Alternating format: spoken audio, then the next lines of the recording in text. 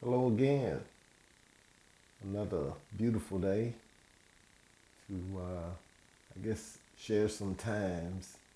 I considered several different things shared with you all.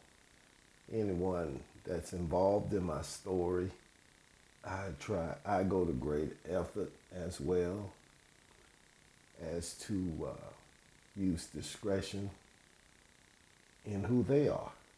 And I think that's fair.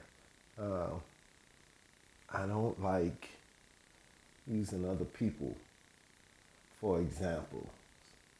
I want to be able to speak with conviction because it's about me.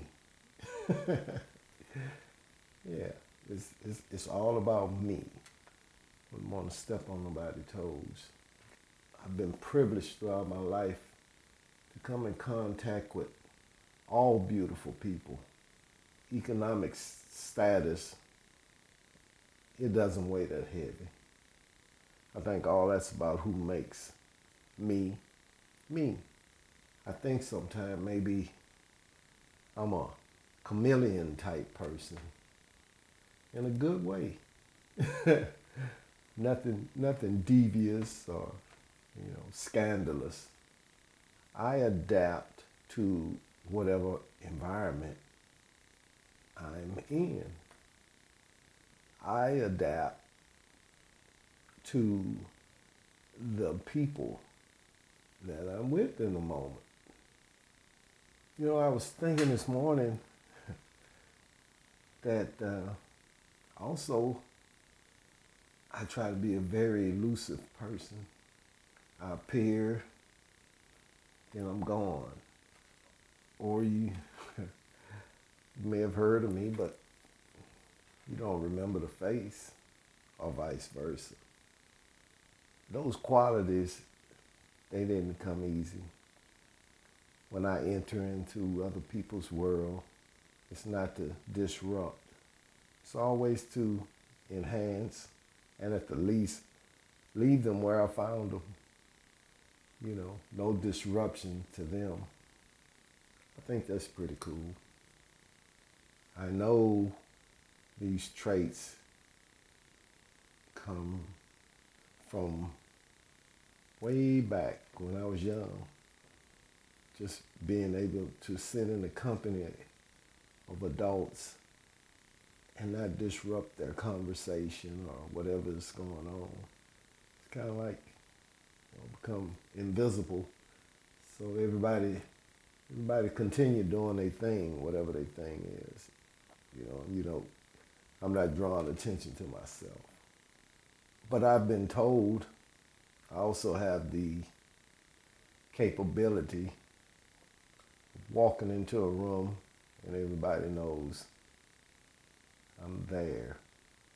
But just like I came in that room, you'll be looking for me. Where did he go? I think about just who am I? Because there's so many different pieces of different people and times in my life that I've adapted. And that's where the chameleon type thing come in because a lot of different characters. I guess from the famous to the infamous. I've met so many different people from different backgrounds. And to me, it is just the coolest thing about me. And one thing about any of us that's listening, blaze your own trail. Just be who you are. In the way you feel, the way you dress, your unique way you solve problems, your unique self. Blaze your own trail. In any type of business, I recommend blazing your trail. Recently I went to well, it was at a university, and I was invited to go to this talk. I'm gonna call it a talk. Sometimes my words elude me. That's another thing with having such a varied background. You speak a lot of different languages. They're all English, but it's different levels of English depending on where I'm at, who I'm with. So sometimes my words, they go back and forward. So that's the deal with that. But anyway, it was a guest speaker that was invited to the university. He was the executive vice president of Samsung. Some of the takeaways, one in particular that really stick with me is he said, we are looking for the next best thing. That was after he made the point that the majority of the phones in the room was iPhone. And maybe to some people, disbelief. He said, Samsung make more money off of that iPhone than they do off their own phones. He said probably 80 to 90% of the parts inside of that iPhone is made by Samsung. That's why it's sealed up so tight, so people can't get into it, amongst other things, for sure. He emphasized on being a true engineer. And I could really relate to that about being a true engineer, because I've seen in some institutions, I'm gonna call them that, in some institutions of manufacturing, I watch people take engineers and make them supervisors over people. And to me, that's a big disservice to that young engineer, because now he's trapped. And he might not see it as being trapped. It may be just who he is, because some people go in different careers just for the money. You know, everybody doesn't say, when we talk about engineers, not a true engineer, you know, they in it just for the money. But a true engineer, he don't want to manage people. He in pursuit of the next best thing. He's trying to solve problems.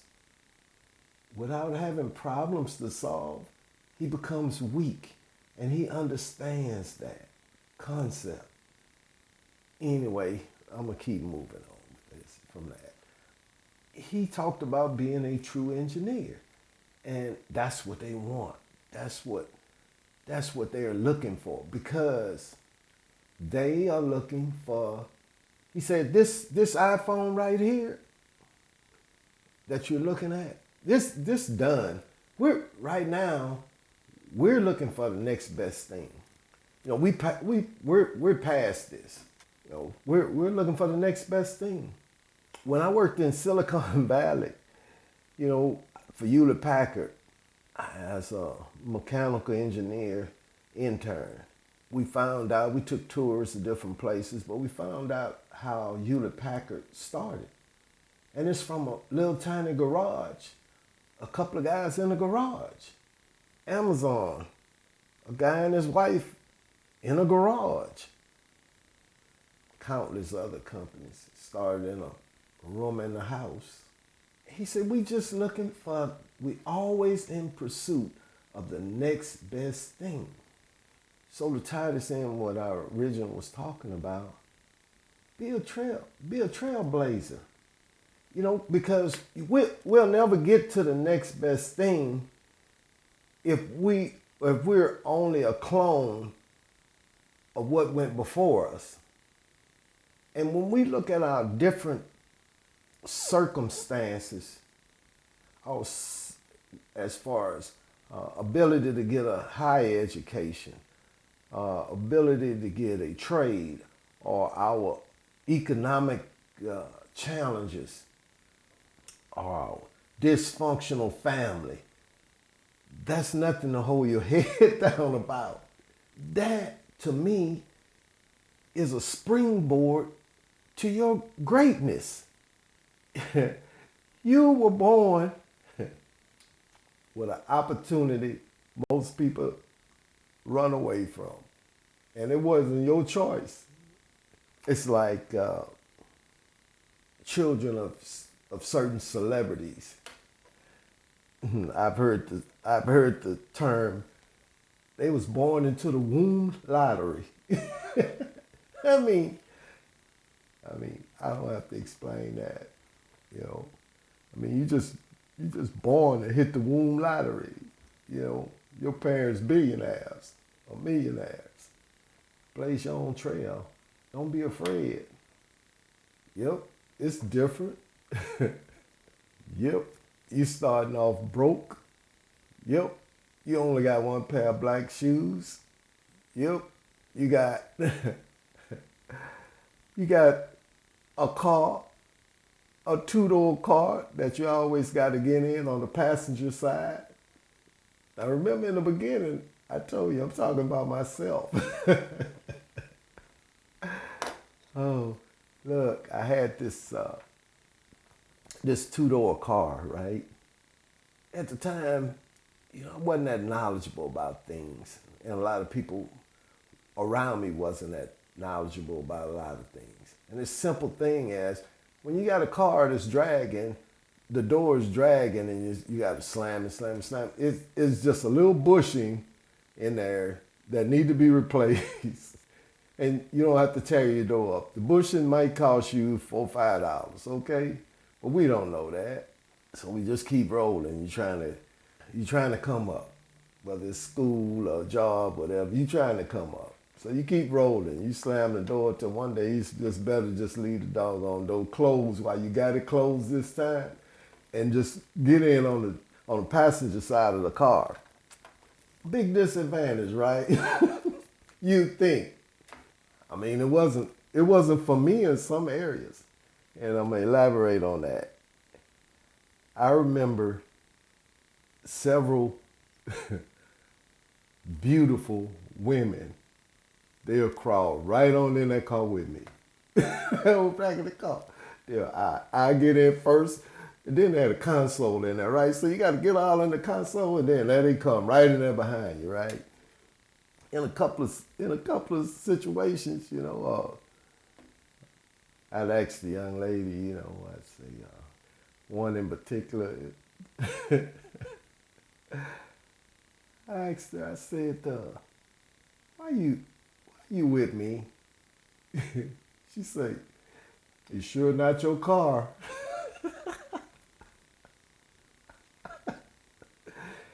I said, well, okay. Because with me, this what I got, baby. I'm trying to blaze a trail. You either in or you ain't, but this is it. So, and then life just goes on, and hard work, sacrifice, things change. Blaze your own trail. I had this thing. A part of me being elusive was I was working hard, always doing something, working smart to get beyond my circumstances. So a lot of times I'm on the opposite cycle that the majority of people are on. Meaning, everybody out doing this one particular thing, going to a club, or everybody doing this particular thing, going to a concert. Well, if everybody over here, I'm going to be over here. And I'm still that way today. I don't want to be where everybody's at. I want to be opposite where everybody's at. It works for me because a lot of times when the economy flips and people have to slow down and they can't afford to do this, do that, they got to kind of lay low. Well, man, I got the streets out here by myself, because I've been working and preparing and everything, and I got the streets by myself. I go do these things, And it's not that many people there that everybody was doing where it's just this crowd and everybody had to be there and everybody, that's the chitter chatter. That's what everybody talking about. You know, we went here. You was there? Yeah, I saw you then. See, I'm somewhere different now, somewhere working, learning electronics, somewhere trying to improve on my financial situation. That's just how I roll. Like I say, even now, I have a job. I have other things that I do, online business. I'm talking on this podcast. I got some YouTube how-to videos to help people repair their own TVs during this pandemic. When a time when people well, initially it caught them off guard and it was economically challenged and people at home sitting around. So I had some things out there to help them, and that was pretty intentional there. My circle, where I live and everything, you hear Florida, which that's cool. You do your thing. But I grew up on the coastline, so it's no big deal to me. I've been there, done that type thing. So on other progressive, productive, positive things. And most people, they're pursuing forms of ease and leisure. Don't get me wrong. I have my thing. My home, my work environment is set up with anything I want, everything I need to entertain myself as well as work. I like to eat at home, healthier, cleaner food without the preservatives and different things like that that's making people sick now. Always been like a home cooked meal type person. Sometimes I have concerts at my house. I don't have to go to a concert. I have a concert at my house. I have a selection of good music. You can always stream stuff. Sometimes my wife and I, we battle each other with music gone by. We pull it up and just, it bring back good memories. We have a good time, and that's a good time for us. I'm capable and qualified to do anything I want to do. But I always operate on the opposite end of the sinusoidal curve. When everybody up here, I'm down here. That sinusoidal curve. Like I was in college, like on Saturdays, that was my day to service my customers. Young people my age was getting their apartments. They needed a TV fixed. They needed the stereo fixed, or, whatever. They coming up. We all just coming out on our own. And so those wasn't his customers. They was my customers through growing up in school and stuff like that. So Saturday I worked a lot. Catching my customers, that's my money on Saturdays, right? Sometimes Sunday will chill. But let me tell you something. It's the craziest thing. It may sound crazy to you, but it worked for me. And when I got ready to party, have a good time, it'll be broad open daylight during the middle of the week.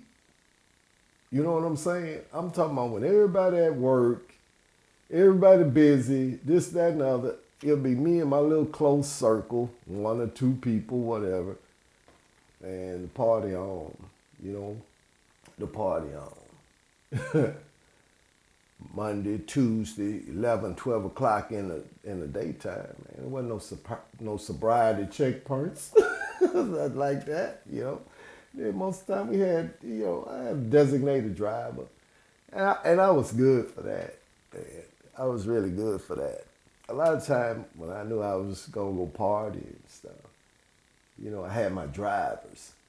I had one driver. I call her Dirty Red. She was a fair complected girl, pretty girl. But she was younger than me, but she didn't have a car. Family didn't have a car at the time. But she loved to drive. So sometime on the weekend when I go out, I want to have a drink, she drive for me. Even earlier than that, just getting out of high school, I had a friend of mine, Tyrone. Tyrone drive for me. They drive in my car. I have my little sister. Occasionally, I've had my little sister and her little friends jumping in the car. I'm sitting in there, and they happy to get out and hang with me, be with my company. But hell, I got a sober driver. They don't drink. I sit back and get my drink on. They drive. I always had nice cars. I never had a new car. Let's get that straight. Never had a new car. I don't throw away money like that. I had used cars. I kept them in good shape. That's some of the things about who I am that's different. I like to be in the company of older people, like could be my grandmother type older people, to sit and talk. And to me, that was like very invaluable throughout my life, because they told me that was a brick wall over there, don't go hit your head on it. I stayed away from that brick wall. I ain't have to go bump my head to find out, oop, it was right, that was a brick wall. So some of that was advantages. And even now, I have older friends that was customers one way or the other. One friend, we just met at a bank, at the post office one evening. I don't know what brought us together, but we stood out there and talked about 3 hours. And he wound up being a very good friend of mine. And he helped me with one of my little entrepreneur type things I was doing.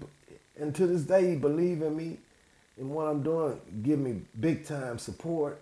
And he helped me. He was out there helping me unload tractor trailer trucks, man, just to get out the house. He was already retired then, but we just had some fun and good conversation.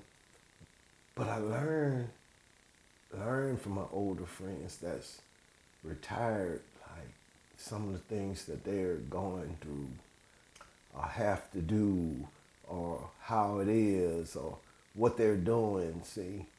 And they tell me, and I listen, and it's really cool, because all the time it's not what to do. Sometimes, there's some things on what not to do. I'm grateful for the friendship. And I bring something to their life as well. They'll tell you that. I have one friend, he's a ex-police officer from a big city, right? And he up in this little town where my shop is, away from my house. It's like maybe 18,000 people, maybe 20, And he's still on the outskirts. And he was one of my customers. We became friends. And sometimes, I called him because he the police. I play like I'm the crook. I'm like, man, them people almost got me the other day, man. Man, I'm on the run and this, that, and the other, and he just be laughing, or he'll call me, where you been?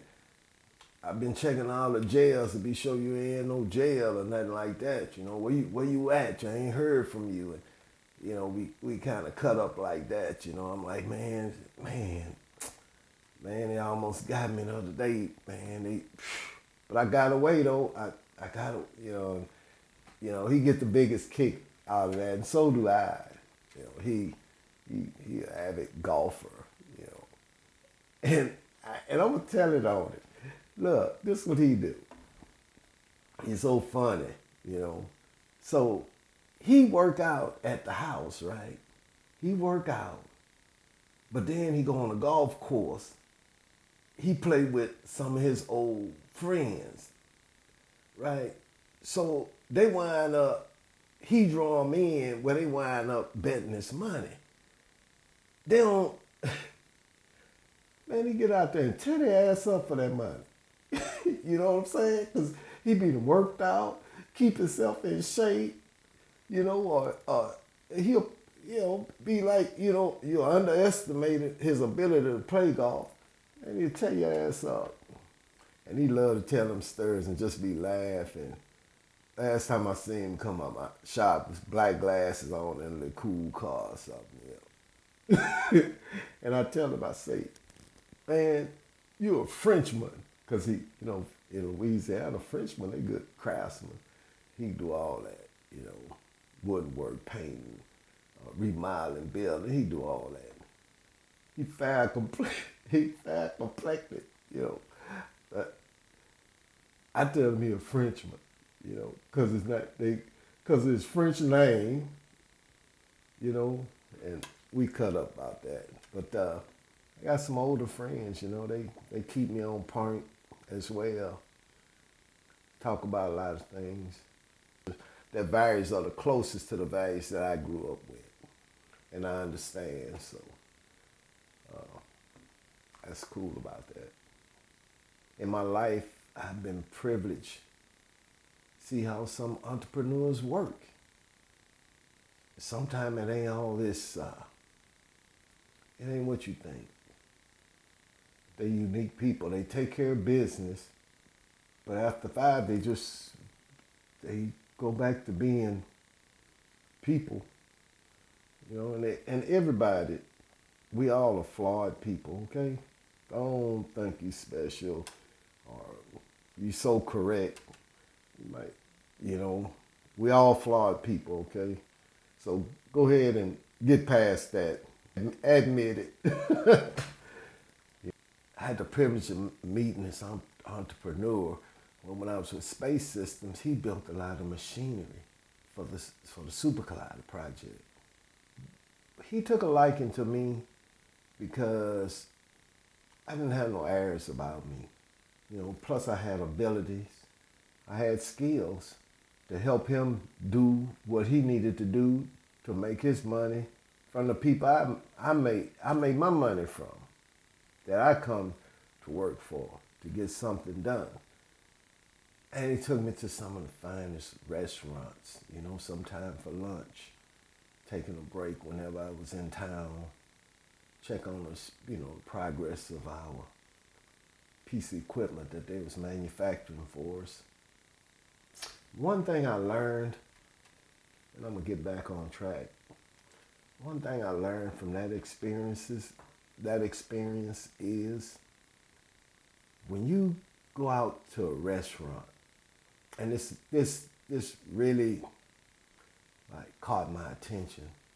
When you go to a nice restaurant, and it could be, let's say, 4 people at the table, 5 people at the table, it don't matter. They are gonna serve everybody's dinner, they first course of the meal at the same time. They're gonna serve everybody's first course at the same time. That are thereabout, right? They will not remove anybody plates when they're done with that first course until everybody at that table is done. That impressed me very much, to learn from him how it should be. Once everybody is done, they'll take up everybody's plate. And then they'll bring the next serving. And I don't care if you're done. He eating slow. He over here eating slow. They're not going to touch nobody's plate until that person is finished with that serving. So I took that away from that. And that's why I don't like to go out to eat just anywhere. I like to go places that acknowledge that way of serving people. I don't like people just dodging and ducking in on the table and taking that one, taking that one. I'm still eating, and they just back and forward, just get it done. Yeah, I'm out on them type of places, places, because there we go again. Those type of places do a lot of volume. So there we go with this rule I was talking about earlier. You got the masses going over here, and it's how they handle things, right? But in most cases, they business, it don't last very, very long, or the place look sort of run down in the inside after a while because of so much traffic, and they're not upkeeping it very well, you see? And then you could take this other small place with limited seating, right? That's been in business 100 years. They ain't going nowhere.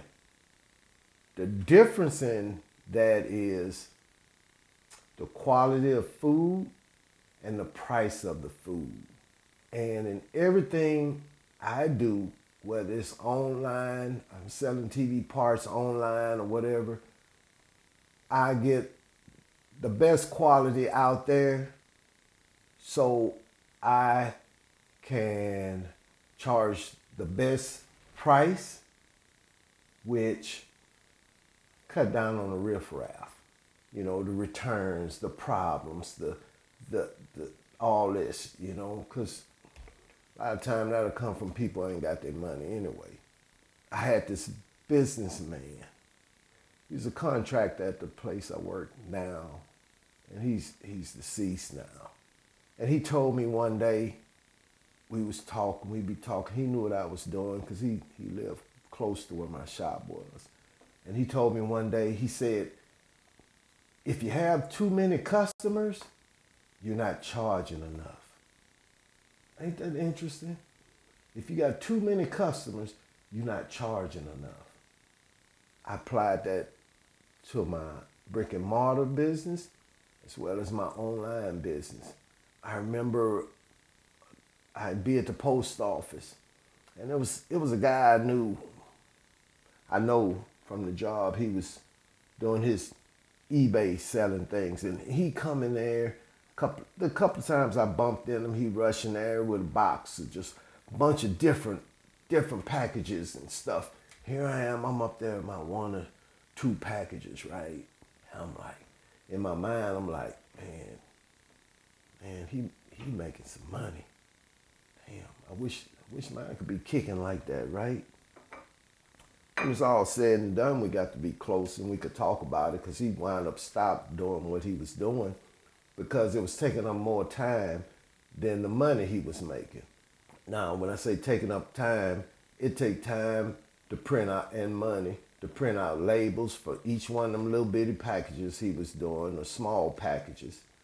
Because when I said little, I'm always conscious of that word little when describing someone else's product or business or anything, because I don't want to devalue what somebody is doing, because I highly respect somebody that is trying to do anything.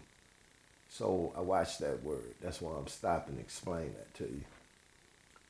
It costs the shipping materials, the ink to print the labels, all that was going on, right?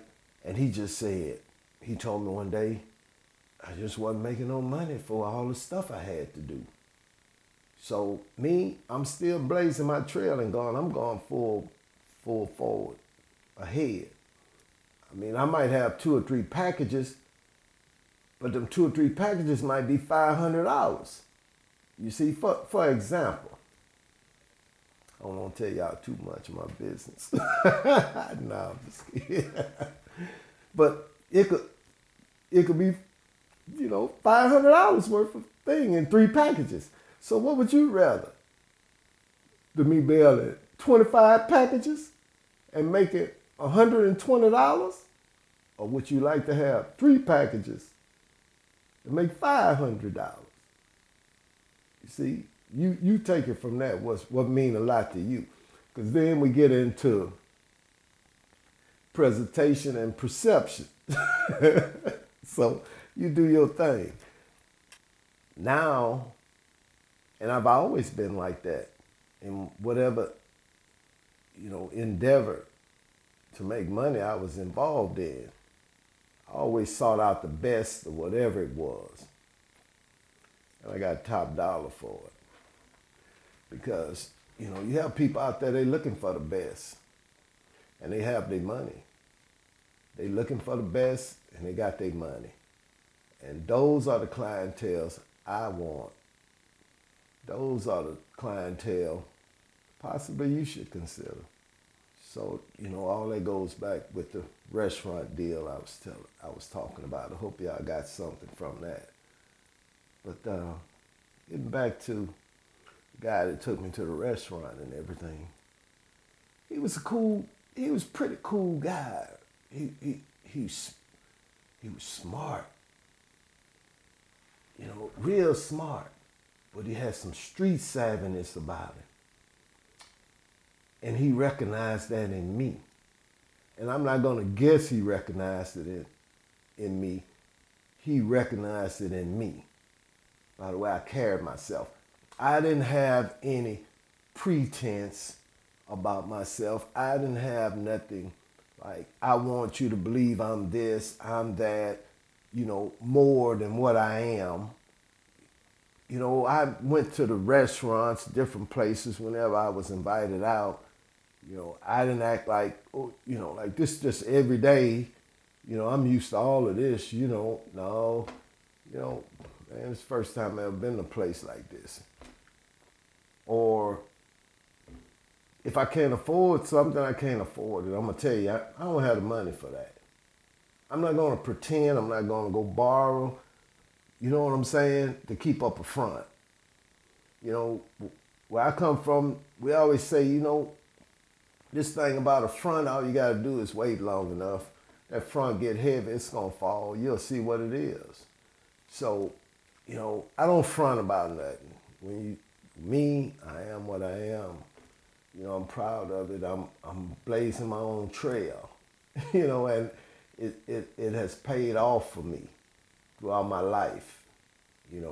It's been some hard times, some ups and downs, but all of them was lessons that was needed for me to go to the next level and the next level.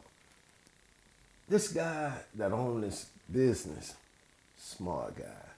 Let me tell you how far out this thing was. He have a original drawing of one of his inventions, right? Outside his office at his manufacturing facility, right?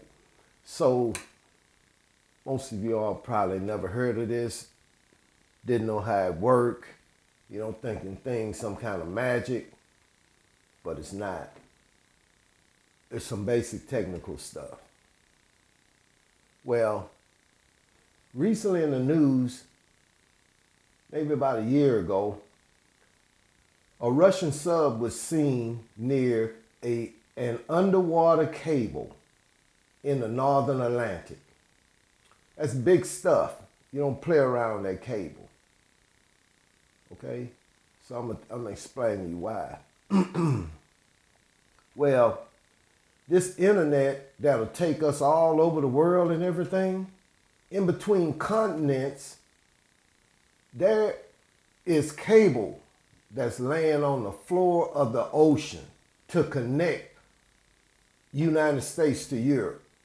It ain't no satellite, no telephone poles going across the ocean. We know that ain't happening. But some people, we just enjoy these conveniences, but we don't know how they are produced. It's a cable that connects one continent to the next.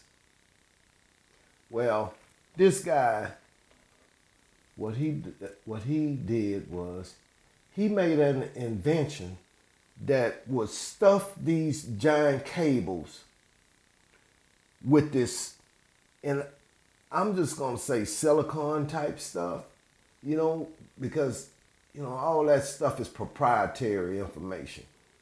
But it fills these cables up to keep the salt water and everything from eroding the cables on the inside. So we talking about probably thousands of miles, hundreds of miles, depending on how far it have to be run, thousands of miles across the ocean floor to get to the next continent, right? He invented the machine and the process to fill this cable up with this protective stuff to protect the wires from the salt water under the ocean. You know, fill the cable up with it. And this guy, he just carried himself like, you know, he ain't had no airs about him. You know, he just walked around like a lot of great thinkers that I know. He didn't have no airs about him at all. He was just a down-to-earth person, you know, that really utilized the gift that God gave him. Brilliant man. I remember one time he told me, he said, he was an older guy as well. And here we go with that. But he went to Atlantic City that weekend and he gambled like $300,000 to have himself some fun. I mean, the machines that he was making for us and other customers, these multi-million-dollar machinery that he was building. But he didn't carry himself in no flamboyant way, you know, no none of that. You wouldn't ever even see him. You probably give him $10, buy him lunch, maybe, maybe, you know, maybe, and you wouldn't offend him. Another guy on the West Coast I was privileged to meet. He blazing his own trail. And when I describe that part of it, that's the, you know, we get into this thing where if people got money, they got to be these perfect people, you know, or these people with a lot of airs to them, stuff, not necessarily, just regular people, all of them regular people.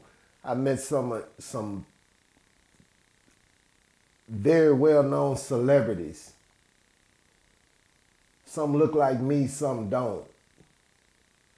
You know, and they were some of the most down-to-earth people, man, that you ever want to meet. I met Tony Curtis. I remember when I was a kid, I liked to watch Harry Houdini, the story of Harry Houdini. Tony Curtis in it, right? So a friend of mine from back home, he flew me out when I graduated from college to Los Angeles. And he took me out to Nicky Blair's on Sunset Boulevard, right? So we in there for dinner. And I could hear this voice, because I love this movie, Harry Houdini. I love Tony Curtis, you know, like checking him out in movies, you know, the characters that he played, you know, put it like that, you know. And so I knew that voice. So we sitting in there, and new celebrities would come in there to eat. I mean, that wasn't our purpose to be there, you know, because, you know, we consider ourselves celebrities in our, you know, circle where we come from, you know. You know, I'm the celebrity, right? So, man, I just heard him talking. I heard his voice just go over the room noise. I asked the waiter to ask him if I could come over and say hello to him. Throughout the evening, wasn't no knee-jerk, do-it-now type stuff. Throughout the evening, you know, the waiter came back. Because this how that's what I'm talking about, these fine restaurants, they smooth. You know, once you get a taste of that, you don't want to go back. So he said, yeah, he said, you could come over, you know. So I came over. He was over there with his wife. He stood up, and he just got to telling us about the things, you know, that he had been going through, you know, in his life, what he was doing. man, we chatted it up. He around there hugging me, and we laughed and talked and standing up at his table over the thing in the restaurant. He introduced his wife. You would have thought we been knew each other and hadn't seen each other for a long time. Probably everybody in the room did the same thing, but here we are, basically our origin, two city boys out of deep south, But anyway, and I've met a couple of other people, a lot of celebrities. Some places I went, one place I went, I had better seats than Eddie Levert, Cuba Gooding Jr., Bobby Womack, and they don't tell you who else was in the club. We was in Nuclear Nuance in Los Angeles as well. We had better seats than them. We was watching The Last Temptation. He was supposed to be the last one, Last Temptation. So, I went over, we greeted all these guys, man. It was just down to earth. They're just regular people. I was Roxbury, in Beverly Hills up there. I went up there for dinner and stuff. I got to meet Byron Allen, at dinner. And we went up to the next level, because it's like a 3-level establishment. And after dinner, we went up there to the club part. And if I know it, somebody grabbed me around my my shoulders, hugging me. And that was him, And I just came over to say hello to him and stuff like that. But man, he just, and Spike Lee, I happened to meet him, man. He made an extra effort, man, to come over and greet me before he left. He saw me and I saw him, we recognized. So, and it goes on, trust me. All just regular people, all regular flawed people just doing our thing. And, sometimes people get caught up in the celebrity part of it. They get confused. The celebrity, well, they know they're employees. They got employers they work for. So they ain't confused. This another gig I'm doing, another gig I just did. But sometimes us sitting at home watching TV fantasizing, we get caught up. And we try to become some of those characters, and that's not really who the people are. They're just regular people going to a job working, blazing a trail. I remember getting back to out west. I met this guy when I was living out of San Jose, working in Silicon Valley. And he had his own business. I met him through a friend, but he took a liking to me. And what he did, he made parts, I'm not gonna say what part it is, for printers. It was a simple part, but apparently it made him a lot of money during those times, probably even up until today. That's what he did. And I got to see his business. And I got to see him as a person running a business, rather than just looking at the establishment of the business and in awe of what he was doing. I got to meet the person on a personal level.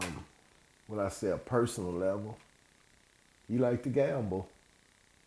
In the back of his place, he had a professional crap table. That's what he liked to do. After work, that's what, he taught myself and a couple of guys that worked with him. We go back there practicing a certain type of way to roll the dice, to really control the dice to a certain degree to make numbers come up the way you want to. And I ain't have nothing else to do. I'd go over there with them after work. Then I go home. I practice on a hard floor. Now, a real crap table, they pad it. It's levels in which they pad it to a lot of fluffiness to them, or some of them a little firm, but I practice on a hardwood floor. on my own, and I got real good at it. We went to Las Vegas on an excursion. I call it excursion. It's very intentional. He went there to gamble. That's what he went there to do. And he brought his own shooters with him to occupy the whole table. You know, we all shooting the same, so he could bet and he could win. Well, we got there, started gambling. You know, we lost our ass off. You know, but about 3, 4 in the morning though, woo, we was on. We was on to the tune of a lot of money, like I had never seen before. And me, I'm just 21 years old, just throwing them numbers. I was good at it, throwing them numbers, and everybody else at the table was good too. Went on to bed. That next day, when we come back out to gamble again, and I kept this saddlebag with me, and I kept my practice dice in my saddlebag with me, along with my other personal stuff. Man, we went back to the table. I guess you could say we come up doing it again. Woo! Man, before I know it, we had a security circle around us, a perimeter around us. And me being 21, looking all young, baby face, right? And they started getting on me about making the dice go all the way to the tables where they just go crazy. But I just had a technique. I rolled them right to the end of the table and hit my numbers all the time. You know, they ain't want you to do that. So then they had a security guard. He yanked me off the table to check my ID and everything. It was my turn to throw the dice too. Checked it. Then I got back to the table. They gave me the dice again, and I'm still throwing the same way, right? Next thing I know, they threw me off the table. And I'm looking around, man, and I can see Fast Eddie over there, old guys, big cigars in their mouth, gold chains hanging around their watch pockets, and you know, another guy in their ear watching what we doing, I guess, expert. And I had no idea how Las Vegas worked, you know. And before you know it, they threw each one of us off the table one by one. And after that, any casino we go to, that's what they do. They circulate your pictures in those gambling establishments. Everybody get an attention. I mean, we call ourselves off work. We just gone our separate ways. He had a mansion. He invited me to the party. His right hand man be always be the one telling me stuff. He say, Mr. B wants you. Mr. B won't know if you want to do this. Mr. B won't know. Like, okay, tell him, yeah. Mr. B want to know if you want to go gamble, if you want to go with us to Reno. No, I can't go. I ain't got no money for that, you know. Cause I was just an intern. So he come back. Mr. B say he got you. You gonna come with us? Like, yeah, I'm gonna come with you. I ain't got nothing else. Yeah. But he had a party at his house, and they had a lot of celebrities there. Young celebrities that I knew from a kid. Growing up, I saw them on TV. They had the videos showing people, stuff like that. And I just blended on in right there with them, you know, to the tune of just kick back, doing what I do, attracting females, I guess. Some of they females, while they busy showing their stuff off over there, come talk to me, stuff like that. It's pretty cool. But I need to go ahead and end this video. All these people were blazing their own trail. They wasn't afraid, and they wasn't perfect people. Everybody, we all flawed people. Just go ahead and do your thing and enjoy yourself and have fun being you. You know, it's what I could say about it. Just blaze your own trail and let yourself be the next best thing. The next best thing. Because if you listening and you following my podcast, I'm not promoting ease and leisure to you guys and ladies. I'm just giving you some information if you pick it up about what the real deal is. It's having some stability in your life throughout your whole life. When you get to the end game, man, it ain't about being your golden years in poverty. It's about having some things in place to be comfortable and continue to doing your thing your way. That's what I'm promoting. And throughout your whole life, live every day to its fullest. Don't wait till I get here and then I'm going to do this. Well, you don't know what's going to happen between here and here. That's how life is. All the way from grade school, I decided really, that I was going to live every day of my life to the fullest. Every day. And I was going to try to make every minute of every day, I want to get paid. From a kid. I don't know where it come from, but that's how it was. I want to get paid every minute. So I need to be doing some stuff that's going to add up to this, what I'm desiring to have. But in the meantime, as I go along, don't think it's all work, no play, this, that, like that. It ain't like that. It ain't like that at all. I have fun all the time. Even if I'm just sitting at my house, it's better than some 5-star hotels, in which it should be. Good food, good drink, pretty lady by my side,